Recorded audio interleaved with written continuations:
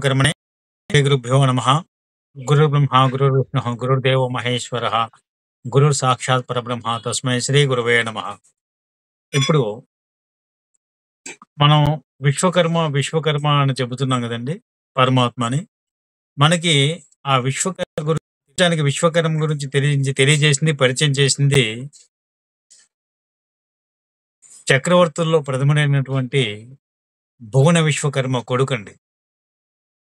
అంటే మన వంశీయులు అంటే విశ్వబ్రాహ్మణులు చక్రవర్తులుగా కూడా రాజ్యాలను పరిపాలించారు. అయితే ఈ విశ్వకర్మ గురించి మనకు తెలియజేసింది ఎవరంటే ప్రథమ చక్రవర్తి భువన విశ్వకర్మ యొక్క కొడుకు భువన విశ్వకర్మ. ఎలా తెలియజేశాడు అంటే, మనకి విశ్వకర్మ గురించి తెలియజేసే సూక్తం అవుతుంది. అంటే విశ్వకర్మ పేరుతోనే ఉంటుంది.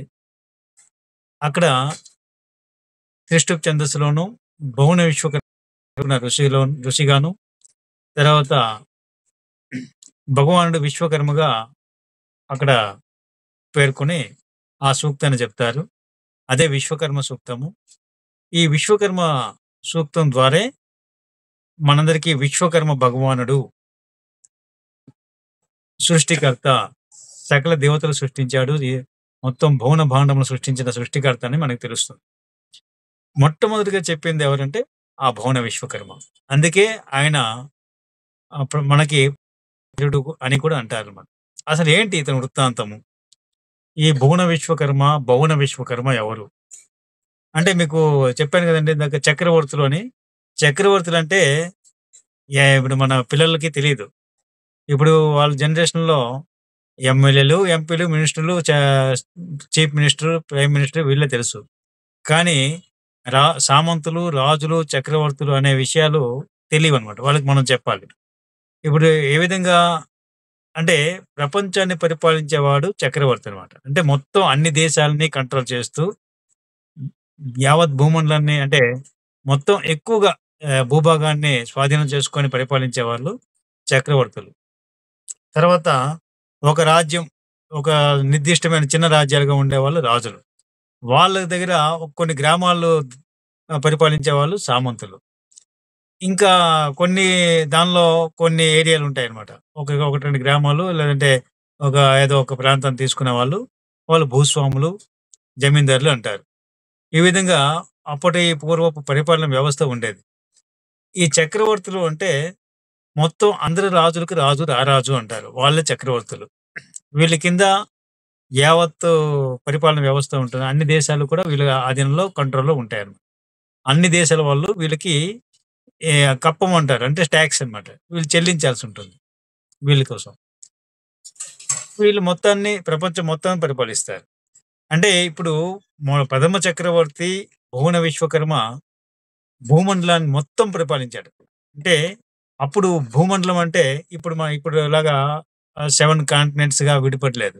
మొత్తం భూభాగం అంతా ఒకే భూభాగంగా ఉండేది. అది వేద భూమి. అప్పుడు ఏ మతాలు లేవు, ఏ సంస్కృతులు లేవు. అంతా సనాతన వైదిక సంస్కృతే ఉంటుంది. అప్పటికి ఇస్లాం పుట్టలేదు, క్రిస్టియన్ పుట్టలేదు, బౌద్ధిజం పుట్టలేదు, జైనులు పుట్టలేదు, ఎవరు పుట్టలేదు. ఏ మతం కూడా అప్పటికి ఇంకా క్రియేట్ అవ్వలేదు. అంటే సృష్టి ప్రారంభంలో విశ్వకర్మ భగవానుడు సృష్టించిన తర్వాత మొట్టమొదటిగా ఏర్పడిన రాజ్యం అన్నమాట. ఆ రాజ్యానికి రాజు కాదు, చక్రవర్తి ఆ భువన విశ్వకర్మ.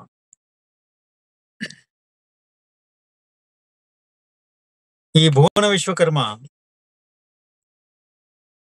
పరిపాలించే దేవతలు, మానవులు, గంధర్వులు, యక్షులు, కిన్నెరులు, కింపురుషులు మొదలైన వాళ్ళందరూ కూడా కలిసి ఒకే భూమి మీద ఉండేవారు. అప్పుడు ఉండే ప్రజలకి ఆకలి, దప్పిక ఉండేది. అంటే దాహం వేయడం అనేది, ఆకలి వేయడం అనేది, ఇటువంటి కోరికలు అంటే ఏమి ఉండేది కాదు. ఎందుకంటే దేవతలు మనతో, అంటే వాళ్ళతోనే ఉండేవారు కాబట్టి వాళ్ళకి ఎటువంటి రోగాలు, రుదినాలు, తర్వాత ఆకలి దప్పులు ఉండేవి కాదు.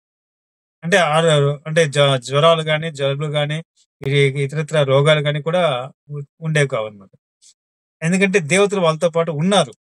ఇప్పుడు మనతో పాటు దేవతలు లేరు కాబట్టి, మనం దేవతలను పూజిస్తాము, యజ్ఞాలు చేస్తాము, ఆరాధన చేస్తాము. తర్వాత రకరకాలుగా దేవతలకి సేవ చేస్తాము. సేవ చేసి, ఆయా దేవతల గురించి భక్తిగా ప్రచారం చేసుకుంటాము, ధ్యానం చేస్తాం, అన్నీ చేస్తాం. ఎందుకు? దేవతలు మనతో పాటు లేరు. దేవతలు ఊర్ధ్వలోకాల్లో ఉన్నారని. అప్పుడు మన పక్కనే మన నైబర్స్ మనతో పాటుగా ఉండేవారు. వాళ్ళని సేవ చేయడమే మన అప్పుడు ఉండే మానవుల యొక్క కర్తవ్యం అయి ఉండేదనమాట. అయితే ఈ నేపథ్యంలో అప్పుడేంటంటే మొత్తం అంతా ఏం లేదనమాట. బాధనేది తెలీదు.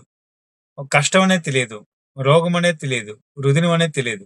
అంతా సంతోషమే, అంతా ఆనందమే, అంతా కైవల్యమే. ఎక్కడ చూసినా దేవతలు, ఎక్కడ చూసినా మనుషులు అందరూ కనిపించేవాళ్ళు. చాలా ఆనందంగా ఉండేది. ఎక్కడ చూసినా యజ్ఞాలు జరుగుతుండేవి. అంతా బానే ఉండేది. ఇటువంటి సందర్భంలో ఆ చక్రవర్తి భువన విశ్వకర్మ చక్రవర్తికి కొడుకుంటాడు. ఆ కొడుకు పేరు భువన విశ్వకర్మ. బొవ్వన. భువన తండ్రి పేరు భువన. ఆయన కొడుకు పేరు బొవ్వన. అంటే భువన అనే పేరు కూడా మనకి వేదంలో కూడా ఋగ్వేదంలో కూడా బొవ్వన విశ్వకర్మ అనే రాశారు గానీ, ఆయన్ని వేరే పేరుంటే వేరే పేరుగా రాయలేదు. చూడండి అంగిరసుడు కొడుకు ఆంగిరసుడు అంటారు. తర్వాత త్వష్ట్ర కొడుకులు త్వాష్ట్రేయులంటారు. ఈ విధంగా ఉండేటప్పుడు చూడండి సుధనుడు కొడుకులు రుభువులకి సౌధనువులు అంటారు. అంటే అదే విధంగా బొవ్వనుడు అని పిలవచ్చు. లేక ఆ బొవ్వనుడు అనే పేరు కూడా అయ్యుండొచ్చు. దానికి స్పష్టమైన ఆధారం మనకింకా దొరకలేదు. ఇంకా ఈ విషయంలో మన గురువుగారే ప్రయత్నం చేసి, ఆ పేరేంటనేది అసలైన పేరేంటి కనుక్కోవచ్చు. మనం అడుగుదాం. హ్మ్. అయితే ఈ భువన విశ్వకర్మ అనేవాడు యువరాజు. భువన విశ్వకర్మ కొడుకు యువరాజు. యువరాజు పట్టాభిషేకం చేస్తారు. పట్టాభిషేకం చేసిన కొన్నాళ్ళకి వివాహం కూడా జరిపిస్తారు. వివాహం అంటే ఒక కన్యని తీసుకొచ్చి వివాహం చేస్తారు. తీసుకొ అయిన తర్వాత వాళ్ళకి ఇద్దరు సంతానం. అమ్మాయి, అబ్బాయి పుడతారు. అమ్మాయి పేరు పృథ్వీ. అబ్బాయి పేరు అంగిర. వీళ్ళిద్దరూ కూడా చాలా తెలివైన పిల్లలు. చాలా జ్ఞానం ఉంటుంది. ఇటువంటి అంటే తండ్రి భువన విశ్వకర్మ అంటే చాలా శక్తివంతుడు కదండీ! తాత అంటే మొత్తం దేవతలకి, యక్షులు, గంధర్వులు, కిన్నెరులు, కింపురుషులు, మానవులు సకల జీవకోటికి పరిపాలించినటువంటి చక్రవర్తి అనమాట. ఆయన చాలా శక్తివంతుడు, ప్రతిభావంతుడు, అందరిలో శ్రేష్ఠుడు. అంటే దేవతలకి కూడా పరిపాలించాడంటే దేవతల్లో శ్రేష్ఠుడని అర్థం కదా! శ్రేష్ఠుడని అర్థం గదా! అయితే ఈయనకి కొడుకు అంగిరడు చాలా తెలివైనవాడు. మంచి చిత్రకారుడు కూడా. ఒకరోజు ఒక చిత్రం వేశాడు. ఏంటి ఆ చిత్రం అంటే, భూమి పైన కనిపిస్తున్నటువంటి అన్నిటిని చిత్రిస్తాడు. అంటే దేవతలు, మనుషులు, పక్షులు, జంతువులు, క్రిమికీటకాదులు, నదులు, అరణ్యాలు రకాల కనిపించే దృశ్యాలన్నీ ఆకాశము, మబ్బులు అన్నీ చిత్రీకరిస్తూ చంద్రుడు, సూర్యుడు, నక్షత్రాలు, గ్రహాలు అన్నీ కూడా పాయింట్లు చేస్తాడు. చేసి ఇంకో పెద్ద వృత్తం దానిలో గీస్తాడనమాట. ఆ వృత్తంలో క్వెషన్ మార్క్ పెడతాడు. క్వెషన్ మార్క్ పెట్టి తాత దగ్గరికి వెళ్తాడు. తాతయ్య ఇదంతా మన సృష్టి గదా! మన అంతం వచ్చాక మనకు సృష్టించిన సృష్టికర్త ఎవరు? అని ప్రశ్న అడుగుతాడనమాట. అంటే నిజానికి ఆ భువన విశ్వకర్మ కూడా దీనికి ప్రశ్న జవాబు తెలీదనమాట ప్రశ్నకి.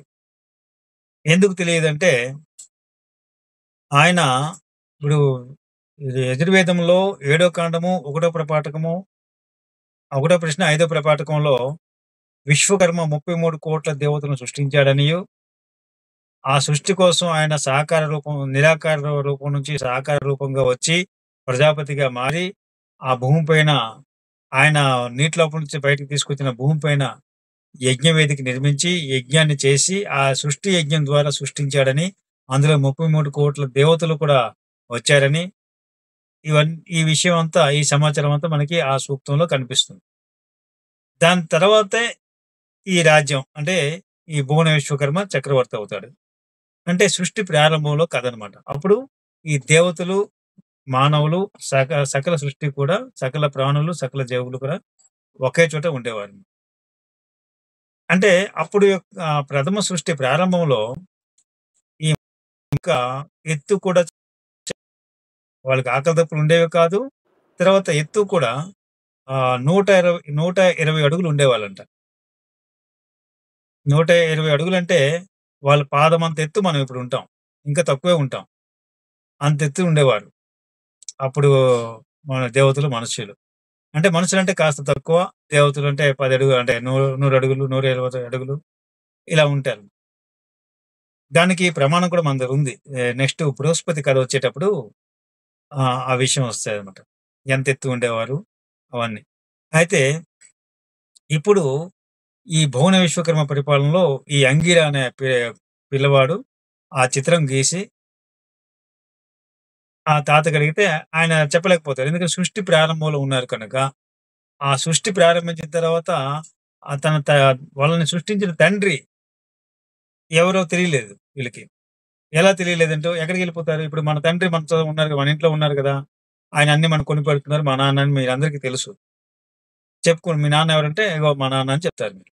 కానీ అప్పుడు సృష్టించిన తండ్రి ఎక్కడికెళ్ళిపోయాడు? అంటే సృష్టి యజ్ఞం చేసిన తర్వాత మొత్తం తన దగ్గరున్న ఐశ్వర్యాన్ని సమర్పించేస్తూ, తాను కూడా దాన్ని సర్వమేధ యాగం అంటారు. తాను కూడా యజ్ఞంలోకి వెళ్ళిపోతాడు.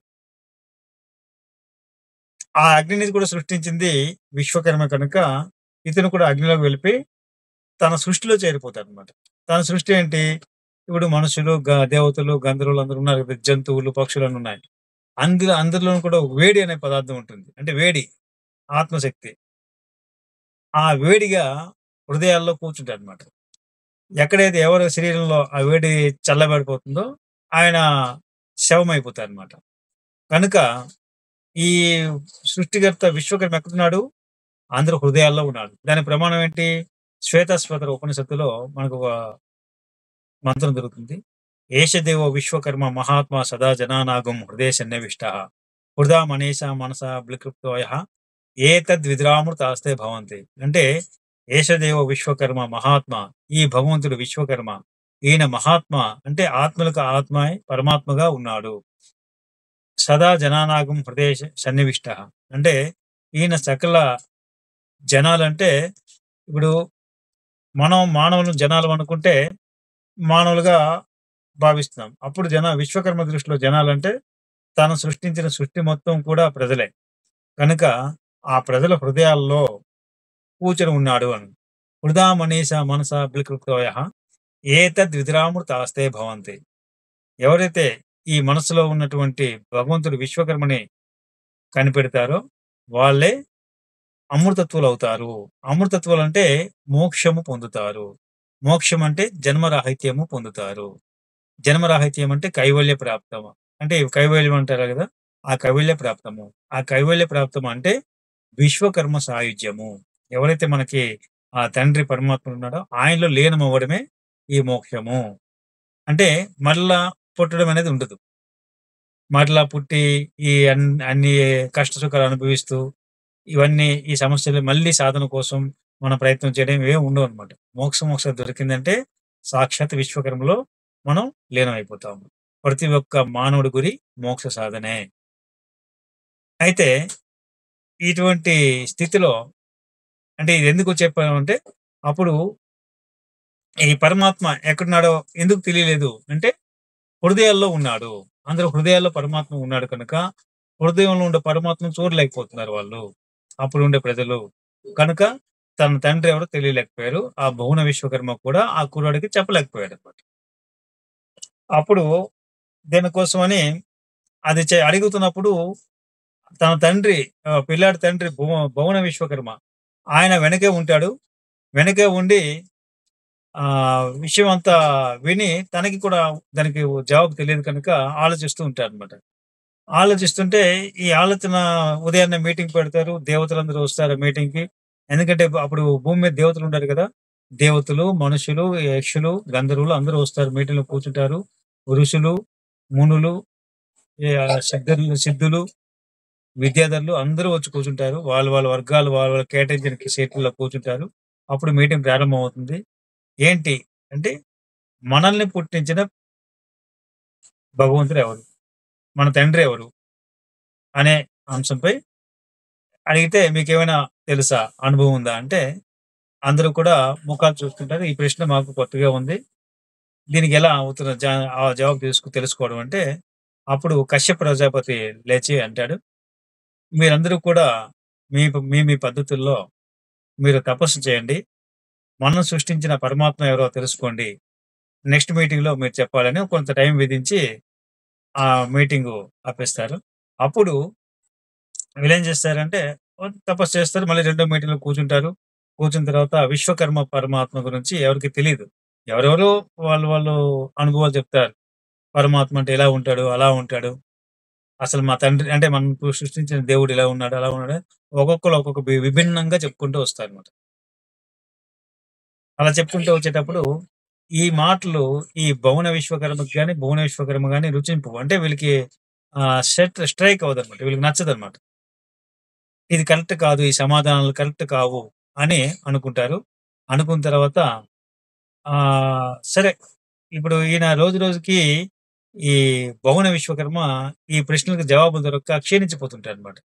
ఇతని ఆలోచనలతో ఆయన ఆ విధంగా క్షీణించిపోవడం చూసి ఏం చేస్తారంటే, ఇతనికి రాజ్య పట్టాభిషేకం చేసిస్తే, రాజ్య పరిపాలనతో ఈయన చాలా సతమతమై బిజీ అయిపోతాడు. అప్పుడు ఈ యొక్క చింతన ఉండదు తగ్గుతుంది. ఈయన క్షీణించిపోవడం ఆగుతుందని చెప్పేసి, ఆ భువన విశ్వకర్మ రాజ్య పట్టాభిషేకం చేస్తారు. చేసిన తర్వాత కొన్నాళ్ళకి పరిపాలన బిజీతో ఈ విషయాన్ని మర్చిపోతారు. తర్వాత మళ్ళీ ఒక సందర్భంలో మళ్ళీ గుర్తుకొచ్చి, మళ్ళీ అదే విషయంపై పరిశోధన చేయడం ప్రారంభిస్తారన్నమాట. దాంతో ఆ ప్రశ్నకు జవాబు దొరక్క క్షీణించిపోతూ ఉంటారు. అప్పుడు ఇక లాభం లేదని చెప్పేసి తండ్రి భువన విశ్వకర్మ నువ్వు హిమాలయాలకు వెళ్ళండి. అక్కడ మనుబ్రహ్మలు ఉంటారు. ఆ మనుబ్రహ్మకి మీరు ప్రసన్నం చేసుకుంటే మీకు జవాబు దొరుకుతుంది అని చెప్తే, ఈయన పుష్పక విమానంలో హిమాలయాలు వెళ్తారంట. హిమాలయాలు వెళ్లి అక్కడ మనుబ్రహ్మని దర్శించుకొని ఆయన్ని ప్రార్థిస్తే వచ్చిన విషయం చెప్తారు. అయితే ఎదురుగా ఉండే ఒక కొండ చూపించి, "నువ్వు అక్కడికెళ్ళి తపస్సు చేయి నాయనా. నీకు నీ సమస్యకి పరిష్కారం దొరుకుతుంది. నీకు జవాబు దొరుకుతుందని" చెప్తే, ఈయన కొన్ని రోజులు, కొన్ని నెలలనుకోండి, కొన్ని సంవత్సరాలనుకోండి, కొంతకాలం తపస్సు చేస్తారు. తపస్సు చేసిన తర్వాత, ఆ తపస్సు ద్వారా ఆయనకి సిద్ధి పొంది, ఆ భగవంతుడు విశ్వకర్మ యొక్క అనుగ్రహం కలిగి, ఆ రోజు ఏ రోజంటే మాఘమాసము శుక్లపక్ష త్రయోదశి. ఆ రోజు ఆయనకి ఒక వెలుగు కనిపిస్తుంది. ఆ వెలుగు ద్వారా ఈ ఋగ్వేదంలో ఉన్నటువంటి దశమ మండలము 81, 82 సూక్తాలు ఏవైతే ఉన్నాయో విశ్వకర్మ సూక్తాలు, ఆ 2 జంట సూక్తాలంటారు. వాటిని ఈయన పరమాత్మ విశ్వకర్మ ఈ భువన విశ్వకర్మకి ఉపదేశిస్తారన్నమాట. ఆ వెలుగు ద్వారా ఉపదేశించి తర్వాత ఈయన భువన విశ్వకర్మ పరమాత్మను దర్శించుకుంటాడు. ఆ దర్శించుకున్న రూపమే ఇప్పుడు మనం చూస్తున్న పంచముఖాలు, 10 చేతులు ఉన్నటువంటి ఆ విశ్వకర్మ ప్రజాపతి స్వరూపం అన్నమాట. అప్పుడు చాలా సంతోషిస్తాడు. నాకు పరమాత్మ సందర్శనం దొరికింది. మనల్ని అందరిని సృష్టించినటువంటి పితామహుడు, తండ్రి అటువంటి ఆయన్ని నేనే మొట్టమొదటిగా చూశాను అని చెప్పేసి ఆయన రాజ్యానికి తిరిగి వచ్చి ముందుగా మనుబ్రహ్మలు మనుబ్రహ్మ అయితే ఎవరైతే ఉన్నారో ఆయన్ని సాష్టాంగ దండ ప్రణామాలు చేసి తర్వాత అక్కడి నుంచి రాజ్యానికి వచ్చి ప్రజలందరికీ చెప్తారు. ప్రజలందరికీ చెప్పి ఆ విశ్వకర్మ సూక్తాన్ని ఉపదేశించి అందరి చేత విశ్వకర్మ వ్రతము, పూజలు, యజ్ఞాలు జరిపించి ఆ విశ్వకర్మ సూక్తం ద్వారా ఏ విధంగా చేయాలో నేర్పించి అప్పటినుంచి ఆ రోజు మాఘశుద్ధ త్రయోదశి రోజు విశ్వకర్మ పూజ ప్రారంభిస్తారు. ప్రారంభించి అందరూ కూడా నగర వాసులందరూ కూడా సంతోషంగా సుఖ సంతోషాలతో ఉంటారు.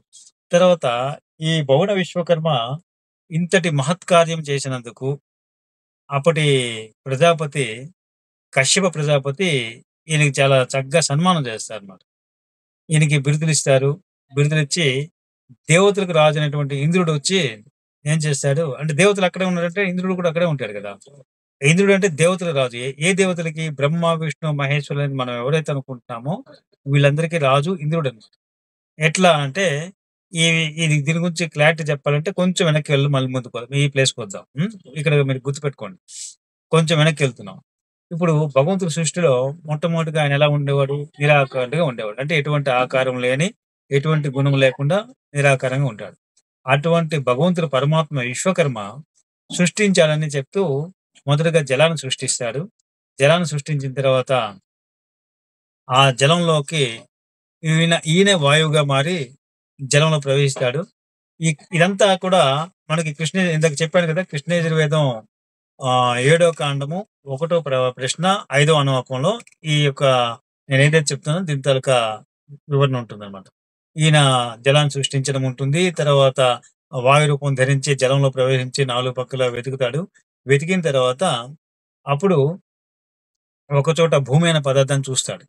భూమి అనే పదార్థాన్ని చూసి ఈయన వరాహ రూపం ధరించి ఆ భూమిని తన కోరపల్లలతో పైకి తీసుకొచ్చి ఒక నేటి ఉపరితలంపై స్థాపిస్తాడు.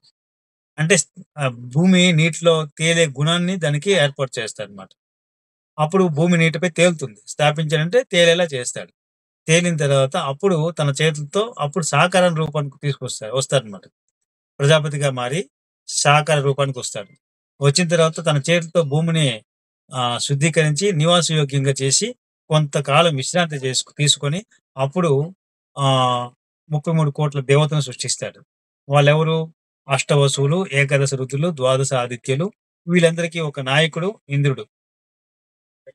ఇంద్రుడు ఆయన పైన ప్రజాపతి, త్వష్ట విశ్వకర్మ. అంటే సాకార రూపానికొచ్చిన త్వష్ట విశ్వకర్మ. ఈ విధంగా మన సృష్టి పరంపర ఉంటుందన్నమాట.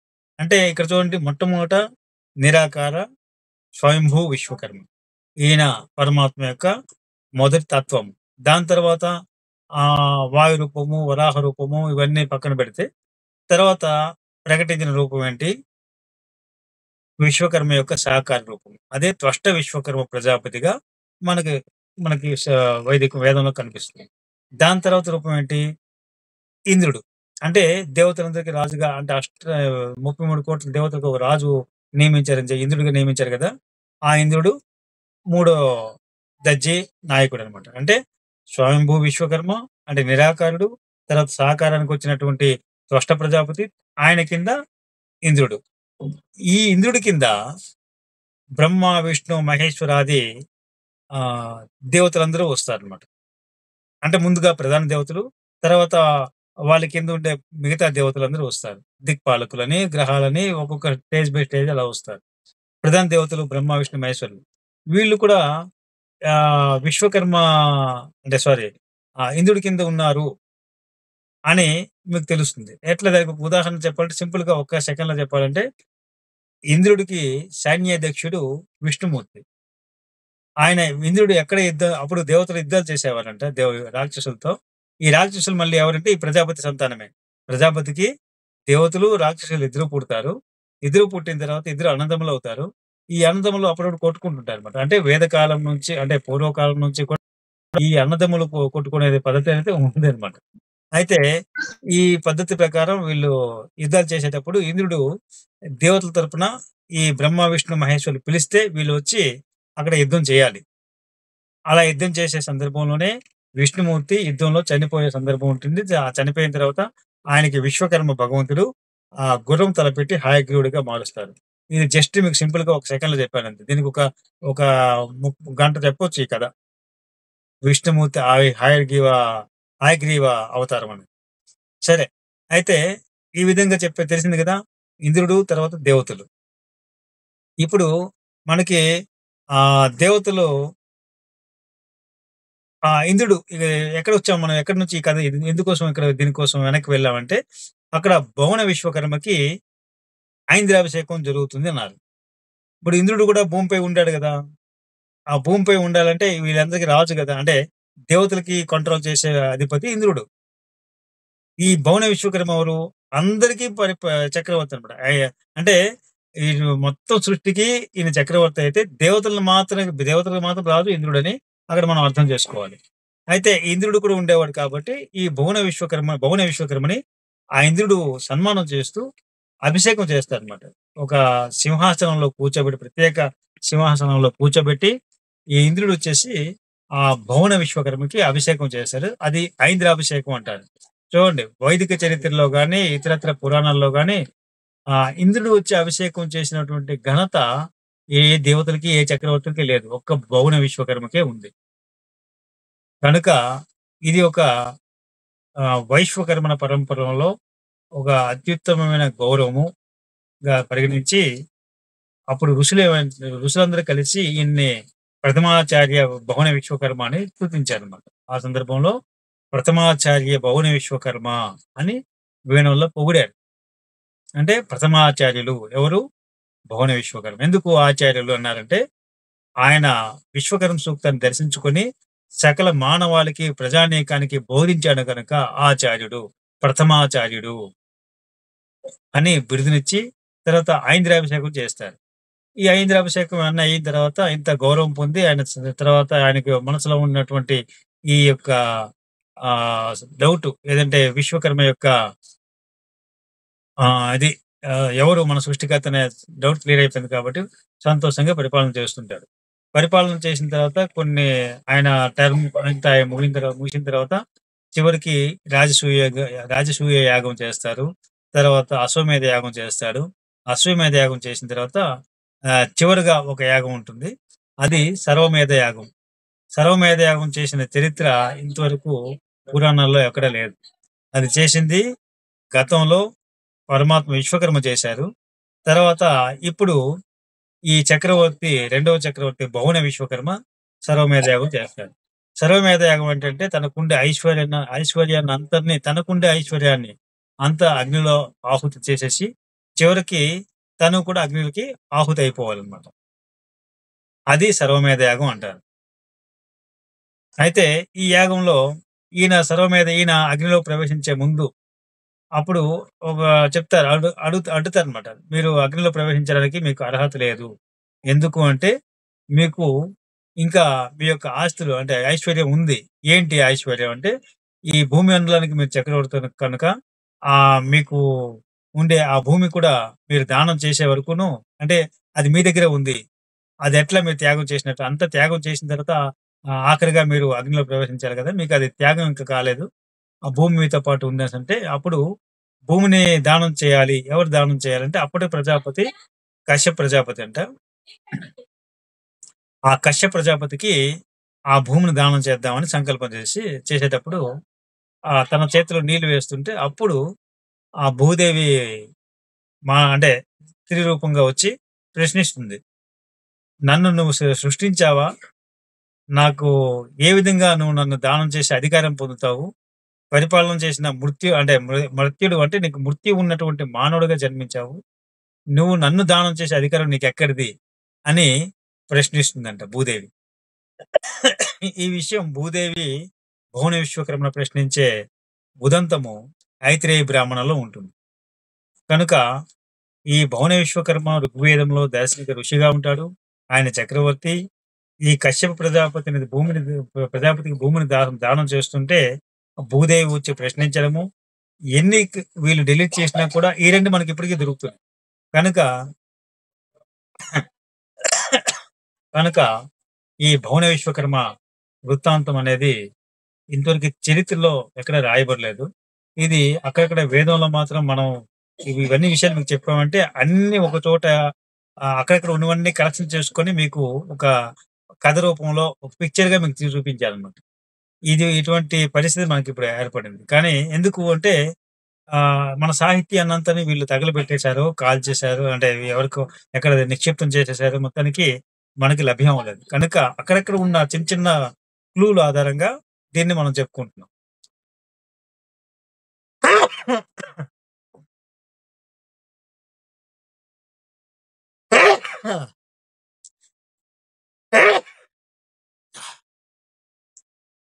అయితే ఈ విధంగా ఆ భువన విశ్వకర్మ యొక్క వృత్తాంతం ఉంటుంది.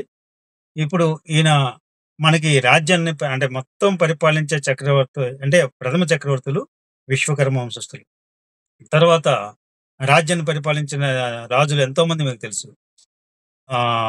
ఎవరంటే కాశీరాజు మనకు తెలిసిన వరకు కాశీరాజులు అంటే కాశీరాజు ధర్మపాలుడు విజయం మనకు దొరుకుతుంది.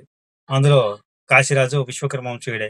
ఆయన ఆయన గురించి మనం కంచి పురాణం అంటే దేంట్లో అంటే శఠగోపం విషయంలో చెప్పడం జరిగింది. తర్వాత కంచి పురాణం విషయంలో చెప్పడం జరిగింది.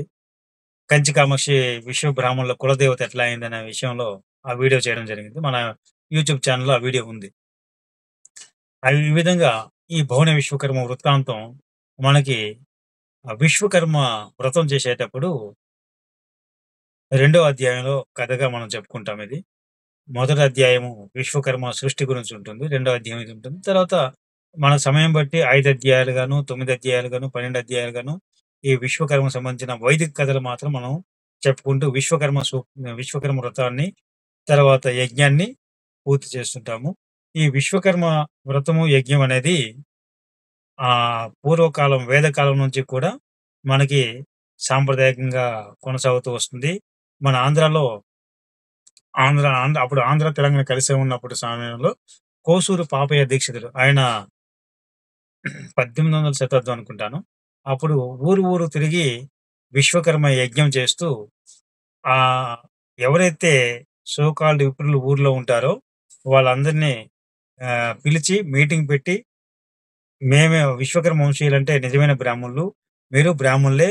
మేము అంటే అసలైన బ్రాహ్మణులు. మీరు మమ్మల్ని శూద్రులుగా అంటే అప్పటికి కూడా ఉండేది. ఈ జాతి వైషమ్యం. మీరు బ్రాహ్మణులా? మేము బ్రాహ్మణులం అన్న గొడవలుండేవి.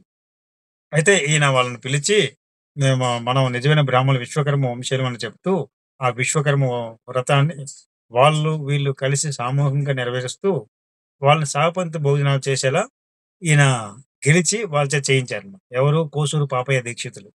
ఆయన మన విశ్వకర్మ వంశీయుడు. ఆయన ఒక చేసిన ఈ విశ్వకర్మ యజ్ఞం ఇటువంటిది. ఈ యజ్ఞం కోసం ఊరు తిరిగి సహపంక్తి భోజనాలు విశ్వకర్మ వ్రతం చేసి యజ్ఞం చేసి సహపంక్తి భోజనాలు చేయాలి, పెట్టించాలంటే ఈయనకుండే యావత్ భూమిని కూడా అమ్మేసి ఇటువంటి కార్యక్రమం చేస్తూ చివరికి ఆయన విశ్వకర్మ సాయుధ్యం పొందారు. మనం ఈ ముఖ్యంగా నా యొక్క కోరిక ఏంటంటే, నేను కూడా పాపయ్య దీక్షితుల్లా ఊరు విశ్వకర్మ గురించి తెలియజేస్తూ ఆ వ్రతాలు చేయించాలని నా యొక్క కోరిక. ఆ భగవంతుడు కూడా నన్ను ఈ విషయంలో సహకారం చేస్తూ గెలిపిస్తారనుకుంటున్నాను. నాకు మీ అందరి అండదండలుంటాయి. కనుక మీ అందరి అండదండలతో మనమంతా మన పూర్వ వైభవం తీసుకొస్తూ, మనం అంతర్జాతీయ వైశ్వకర్మను ధార్మిక పరిషత్తును స్థాపించుకుంటూ మనం ముందుకు వెళ్దామనేది నా యొక్క ఆశయం. అదేవిధంగా మనందరి ఆశయం అదే. కనుక ఇంతవరకు మనం విన్న ఈ భువన విశ్వకర్మ వృత్తాంతంలో మీకు ఎటువంటి సందేహాలు, సమస్యలున్నా ఇక్కడ అడగవచ్చండి. అడిగితే నేను చెప్పే ప్రయత్నం చేస్తా.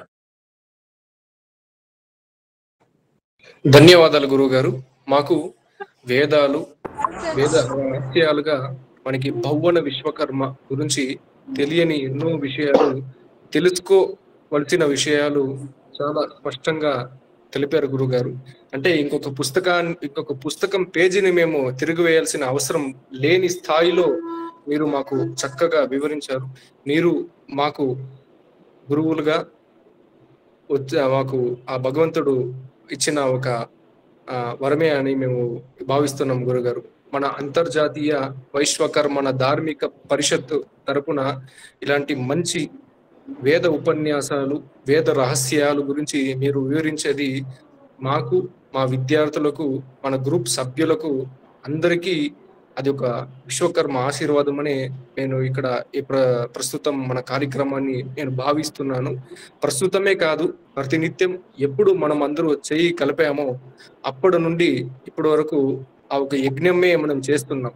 అంటే యజ్ఞం అంటే ఒక యాగగుండం నిర్వహించి ఆహుతులు వేసేది, సమిత్తులు వేసేది యజ్ఞం అని అంటే కూడా ఆ విశ్వకర్మ గురించి స్మరించేదే ఒక యజ్ఞంగా నేను ఈ ప్రస్తుత కాలాల్లో మీ ఆశీర్వాదం పొంది నేను భావిస్తున్నాను గురువుగారు.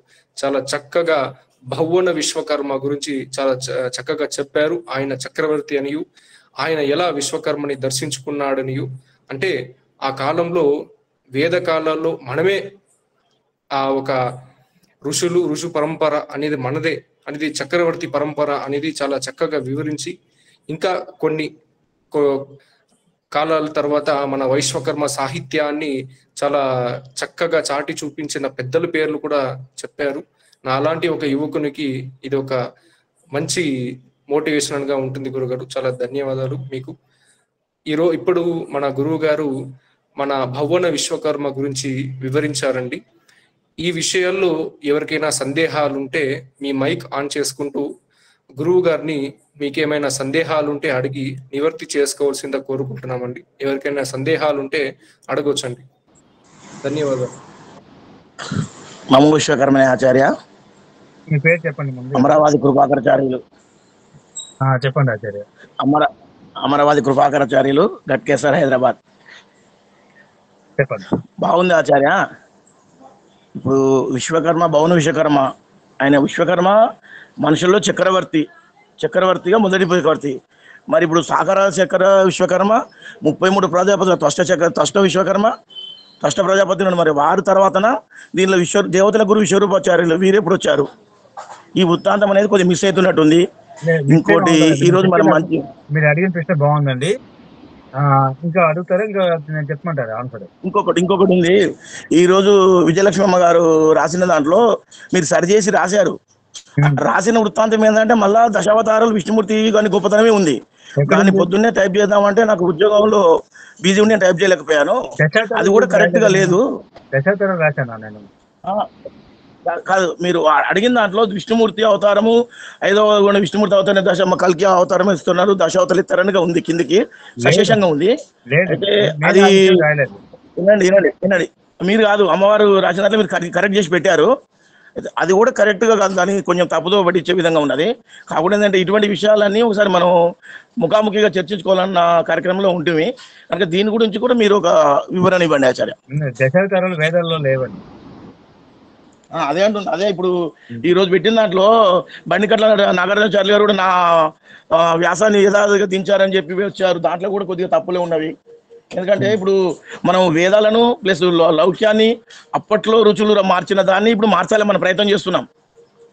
మధ్యన ఉన్న వాళ్ళు మార్చారు. తెలుగు కలవారా ఎంతవారా ఎన్నేళ్ల జీవితాన్ని ఎన్ని వేల సంవత్సరాల చరిత్రను కూడా ఆలోచించి వాళ్ళు మనం ఊహించిన విధంగా మార్చారు. వాళ్ళు ఉదయం ఆయన చెప్పింది ఏంటంటే, ఆయన అమెరికాలో ఉండేవారు. అమెరికాలో ఉన్నప్పుడు ఆయన నిత్యాగ్నిహోత్రులుగా అనుష్ఠానం చేస్తూ ఉన్నారు.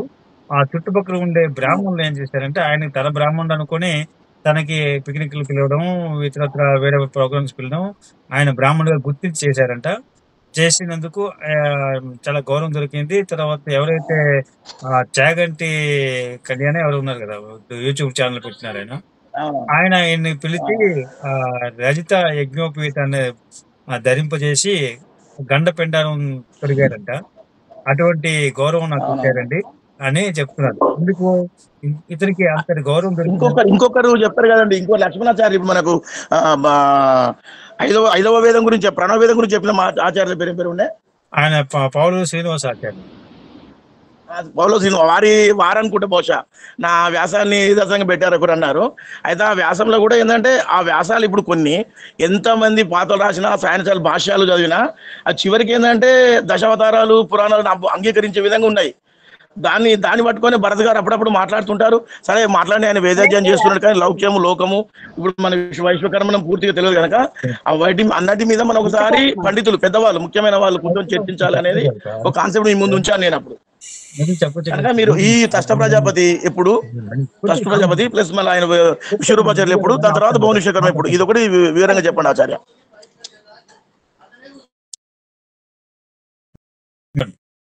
ప్రశ్న నాకు అర్థమైంది. ఇప్పుడు నేను చెప్పిన భువన విశ్వకర్మ వృత్తాంతంలో దశావతారాలు ఎక్కడ రాలేదండి. తర్వాత ఈ మిగతా ప్రజాపతులు ఎవరు అని అడిగితే అడిగారు. ప్రజాపతులు అంటే ఈయన రాజుగా ఉన్నప్పుడు మిగతా సగర మాంద్రాతాది చక్రవర్తులు అంటే వీళ్ళంతా విశ్వకర్మ వంశం వాడే. ఎందుకంటే రాముడు యొక్క రఘుకులంలో ఉన్న వాళ్ళు సూర్యవంశీకులు వీళ్ళంతా. మన సూర్యవంశం, చంద్రవంశం రెండు వంశాలు దొరుకుతాయండి. ఈ సూర్యవంశం, చంద్రవంశం రెండు కూడా విశ్వకర్మ వంశ పరంపరని చూపిస్తుంది. దీన్ని ఇంకా నేను మరి కొంచెం ప్రామాణికాలతో కొన్ని ఆర్టికల్స్ రాయాల్సి ఉంది. అప్పుడు వచ్చేటప్పుడు రాముడు విశ్వకర్మ వంశీయుడు అనేది మనం రాశాము. తర్వాత కృష్ణుడు విశ్వకర్మ వంశం, ఆ కృష్ణుడు మనకి చంద్రవంశంకి వస్తుంది అనమాట. ఈ చంద్రవంశం కూడా మన వంశం వాళ్ళే అని నిరూపించే ఆర్టికల్స్ ఇంకా నేను అన్ని సేకరించి ఉంచాను, రాయాలి, ఇంకా బయటకు తీసుకురావాలి. మీ ప్రశ్న మరి ప్రకారం త్వష్ట ప్రజాపతి ముందా భువన విశ్వకర్మ ముందా అండి? త్వష్ట ప్రజాపతి ఆయన ఈయన చక్రవర్తి అండి. త్వష్ట ప్రజాపతి ఆయన. ఆయన ఇంద్రుడి పైన ఉంటాడు. నేను అట్లాంటి ఇప్పుడు మన ఇప్పుడు సాకార నిరాకారం నుంచి సాకారం వచ్చే విశ్వకర్మ గారు 33 మంది దేవతలు సృష్టించారా లేకపోతే భువన విశ్వకర్మ సృష్టించారా? నిరాకారం నుంచి సాకారానికి త్వష్ట ప్రజాపతికి వస్తారు. ఆ త్వష్ట ప్రజాపతికి వచ్చిన తర్వాత ఈ భువన విశ్వకర్మ మొదటి చక్రవర్తి. అంటే ఇప్పుడు త్వష్ట ప్రజాపతి ముందు కదా, ముందు త్వష్ట ప్రజాపతి. మరి అదే విషయం కాదు ఇప్పుడు ఏంటంటే చక్రవర్తి కాదండి, ప్రజాపతి వేరే చక్రవర్తి వేరే. ఆ క్లారిఫికేషన్ రావాలి ఇప్పుడు. మాకు అర్థమైతే మిగతా వాళ్ళకి అర్థం కాలేదు ఆచార్య. అందువల్ల అడుగుతున్నా. మీరు అడగడం మంచి పనే చేశారు. ప్రజాపతి అంటే దేవతలందరికీ అంటే ఇంద్రుడి పైన ఉండేటువంటి భగవంతుడు పరమాత్మ. ప్రజాపతి నథింగ్ బట్ పరమాత్మ. కనుక పరమాత్మ వేరే, ఈ ప్రజాపతి అనే ఈ స్థానం ఇతరులకి రాదనమాట, దేవతలకు రాదు. వాళ్ళ కింద ఇంద్రుడు. విశ్వరూపాచార్యులు ఆ త్వష్ట ప్రజాపతి కొడుకు. అంటే ఇప్పుడు మరి భువనేశ్వరకర్మ తర్వాతనా ముందా? అప్పుడు అంటే జస్ట్ ప్రారంభంలో జరిగింది. దాని తర్వాత కొన్నాళ్ళకి వాళ్ళకి సంతానం కలగడం అని ఉంటాయి కదా. తర్వాత మిగతా ఇప్పుడు మనం ఇప్పుడు ఫోకస్ ఏంటి, భువన విశ్వకర్మ ఫోకస్ చేసి మిగతా విషయాలు పక్కన పెడతాం.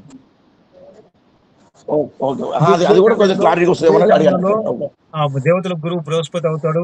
ఈ భువన విశ్వకర్మ చక్రవర్తికి ఉన్న సందర్భంలోనే అవుతుంది. తర్వాత రుభువులు అగ్నితో కలిసి ఆ సోమపానం చేసేది కూడా ఈ యుగంలోనే జరుగుతుంది. తర్వాత చాలా కథలు ఉన్నాయి. అంటే ఈ సమకాలీన సమయంలో చాలా కథలు ఉంటాయి. కానీ ఇప్పుడు మనం దేనైతే బయట తీసుకుందాం అనుకుంటే దాన్ని మాత్రం ఫోకస్ చేసి చెప్తాం అనమాట.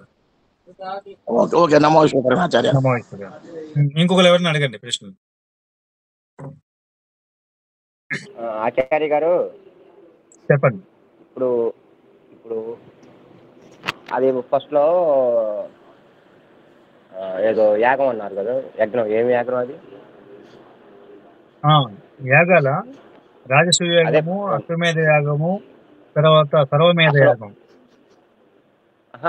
భువనేశ్వరకరం గారు చేసింది ఏంటి అది? ఆయన సర్వమేధ యాగం చేస్తారు ఆఖరిగా.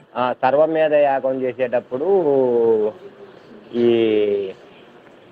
భూదేవి స్త్రీ రూపంలో వచ్చి నా భూమిని నువ్వు ఎట్లా దానం చేస్తావు, నీకు ఏ అర్హత ఉంది అని ఆ సబ్జెక్ట్ కాడ ఆగిపోయింది. దాన్ని వివరించండి కొంచెం. అంత రిఫరెన్స్ కోసమే అది. దాన్ని చెప్పాలంటే దానికి ఇంకా ఐతిరేయ బ్రాహ్మణం మొత్తం తీయాలి, దానికి చెప్పాలి, అదంతా ఉంటాయి. అది రిఫరెన్స్ కోసం మాత్రం ఒక సాక్ష్యం అనమాట. ఓకే, నెక్స్ట్ ఇంకెవరిని అడగండి.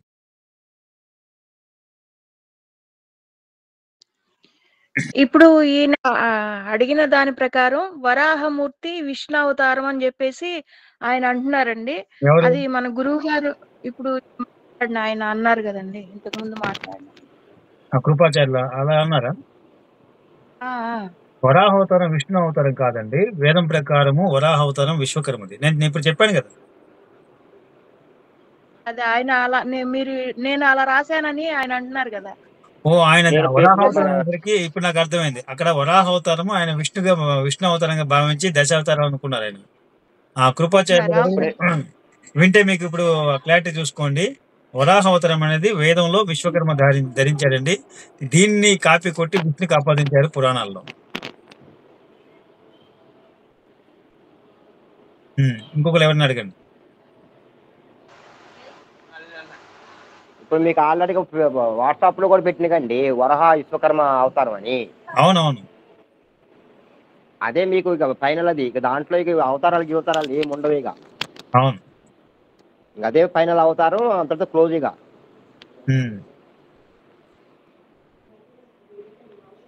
ఇంకేమైనా ఎవరికైనా డౌట్లు ఉన్నాయా? చెప్పండి. అయితే ఇక్కడ ఈ ముగ్గురు ఉన్నారు కదండి, బ్రహ్మ విష్ణు మహేశ్వరులు, వీళ్ళే ముఖ్యులు కావడానికి రీజన్ ఏంటి కదా? పురాణాల్లో వీళ్ళని మాత్రమే తీసుకున్నారు. పంచబ్రహ్మల్ని త్రిమూర్తులుగా సృష్టించి లెక్కకు తీసుకొని ఆ పురాణ కథలన్నీ వీళ్ళ చుట్టూ రాశారు. వీళ్ళకు విష్ణుకి ఒక ఫ్యామిలీ, శివుడికి ఒక ఫ్యామిలీ, బ్రహ్మకు ఒక ఫ్యామిలీగా కుటుంబాలు ఏర్పాటు చేసి వీళ్ళలో వీళ్ళకి సంబంధాలు, గొడవలు, కయ్యాలు, వియ్యాలు పుట్టించి ఒక నవరసాలతో కూడిన పురాణ గాథలు రచించారు. కనుక మరి ఈ గురువుగారు పురాణాలన్నీ చెప్పండి కల్పితాలమ్మా. చెప్పండి అవి జస్ట్ టైం పాస్ కోసం మనం తీసుకోవాలి కానీ దాన్ని పట్టుకొని మనం రిఫరెన్స్ గా ఎక్కడైనా చెప్పాలనుకుంటే ఇప్పుడుండే ఏర్పడినటువంటి క్రైస్తవ, ఇస్లాం మతాలు వాళ్ళు మీరు బయటకు నమ్ముకుంటారు వచ్చేది పురాణాల్లో ఉన్న విచారాలు వాళ్ళు. అసలు నిజము ఇప్పుడు వీళ్ళు ఇంద్రుడు దగ్గర అంటే ఈ ముగ్గురికి ఆ, దేవుడు ఇంద్రుడు అన్నమాట. అంటే అవునండి, ఇంద్రుడికి సహాయపడే వాళ్ళు వీళ్ళు ముగ్గురు. వీళ్ళు ముగ్గురు కూడా ఇంద్రుడికి విష్ణువు, సహాయపడే వాళ్ళే. బ్రహ్మ, విష్ణువు, మహేశ్వరుడు. అవును, మరి ఈ విష్ణువు ఆయన సైన్యాధ్యక్షుడు కదా. మరి బ్రహ్మ బ్రహ్మ శివుడు పౌరాణిక అంటే బ్రహ్మ విష్ణు మహేశ్వరుడు అంటే పురాణం కింద వస్తుంది. ఆయన సరస్వతి దేవి మొగుడు, ఆ, భర్త గారు. ఆ, ఆ, మంచిగంటమ్మ గారు, నేను ఒక చిన్న నేను చెప్తాకండి. బ్రహ్మ, చెప్పండి. విష్ణువు, శివుడు అని పేర్లు పెట్టారు కదా. ఆ పేర్లు కాకుండా వేరే పేర్లు పెడితే కథ వాళ్ళకి అనుకూలంగా రచింపు జరగదు కాబట్టి విష్ణువు అని ఎందుకు పెట్టారు? ఆల్రెడీ వేదాలలో ఇంద్రుడు యొక్క మన అంగరక్షకుడు. అవును. ఆ పదం కలిసి వచ్చేటట్టుగా ఏం చేశారంటే పురాణాల్లో విష్ణు అని పెట్టుకున్నారు వాళ్ళు. విష్ణు సైన్యాధ్యక్షుడు అండి. ఆ, అందువలన అక్కడ ఏంటి, జనాల యొక్క ట్రాప్ను చేసేసి ఈయన స్వతహాగా రాసుకున్నటువంటి కథలు ఇవి. అక్కడ వాస్తవంగా చెప్పాలంటే బ్రహ్మ లేడు, శివుడు లేడు. విష్ణుమూర్తి అనేది వేదాలలో ఇంద్రుడు యొక్క గన్మ్యాన్. ఆయన ఒక్కడే. ఆయన ఒక్కడే ఉన్నాడు వాస్తవంగా చెప్పాలంటే. ఈ రెండింటిని కల్పించుకొని పెట్టుకున్నారనమాట. అందుకని వాళ్ళ ముగ్గురిని చేసి త్రిమూర్తులను చేశారు. విష్ణుమూర్తి కాదు, ఉపేంద్రుడు. ఇంద్రుడి యొక్క సైన్యాధ్యక్షుడు ఉపేంద్రుడు. ఆయన విష్ణువు దాని తర్వాత ఉపేంద్ర పేరు వచ్చింది. ఇంద్రుడి పేరు కూడా ఉపేంద్రుడు వస్తుందండి. కాదు కాదు కాదు, ఇంద్రుడికి సహాయం చేసేవాడు విష్ణుమూర్తి, ఆయనకి ఉపేంద్రుడిగా పిలిచారు.